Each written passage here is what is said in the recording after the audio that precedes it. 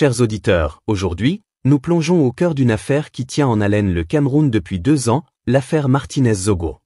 Ce journaliste respecté, animateur de l'émission Embouteillage sur Amplitude FM, a été retrouvé mort en janvier 2023, suscitant une onde de choc à travers le pays.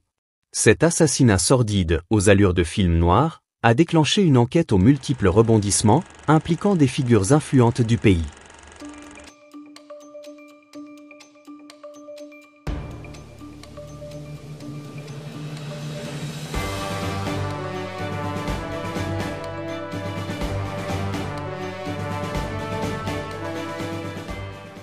Depuis ce tragique événement, le système judiciaire camerounais s'efforce de faire la lumière sur les circonstances de sa disparition.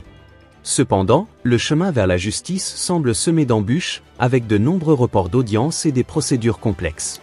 À ce jour, l'affaire a connu pas moins de 16 renvois consécutifs, laissant la population perplexe et alimentant toutes sortes de spéculations. Parmi les principaux accusés figurent des personnalités de haut rang, tels que l'homme d'affaires Jean-Pierre Amougou Belinga et l'ex-patron des services secrets, Maxime Eko. Tous deux sont inculpés pour complicité de torture dans cette affaire, et leur sort est suspendu aux décisions de la justice. Loin d'être une simple affaire criminelle, ce dossier touche au rouage du pouvoir et à l'équilibre fragile entre justice et influence politique. Ce lundi 3 février 2025, le tribunal militaire a tenu une nouvelle audience. L'espoir d'une avancée significative était grand, mais après seulement 30 minutes, le verdict est tombé, un nouveau report au 24 février. La raison ? La Cour d'appel ne s'est toujours pas prononcée sur les exceptions soulevées par la défense, notamment celles remettant en question certaines décisions judiciaires antérieures. Vous êtes sur City. Une situation qui exaspère une partie de l'opinion publique, mais qui n'étonne plus personne tant les lenteurs judiciaires sont devenues monnaie courante. Après 16 audiences, rien n'avance, commente un observateur averti. Pour certains, ces reports successifs sont une stratégie pour temporiser, gagner du temps, voire enterrer l'affaire. Pour d'autres, il s'agit d'un processus normal dans un dossier aussi sensible. Mais une chose est sûre, la vérité, elle, se fait toujours attendre. Récemment, les avocats de Maxime Eko ont dénoncé des allégations qu'ils qualifient de mensongères et diffamatoires, publiées par le journal Jeune Afrique.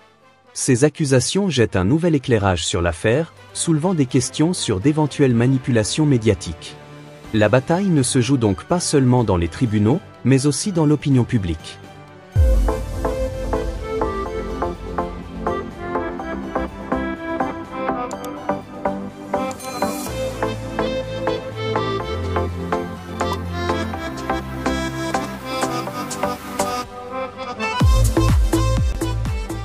Deux ans après les faits, l'affaire Martinez-Zogo reste une énigme judiciaire. Les multiples reports et les procédures en cours laissent la population dans l'expectative, espérant que justice sera rendue. Dans un pays où l'on dit souvent que quand l'éléphant tombe, même les fourmis veulent une part, cette affaire est un test pour l'intégrité du système judiciaire camerounais. Et vous, chers auditeurs, que pensez-vous de ces reports successifs ? Est-ce une lenteur judiciaire classique ou un blocage volontaire ? La justice camerounaise parviendra-t-elle à trancher cette affaire de manière impartiale ? Partagez vos avis en commentaire et surtout, abonnez-vous à CityTV pour ne rien manquer des développements de cette affaire et des autres actualités majeures du pays.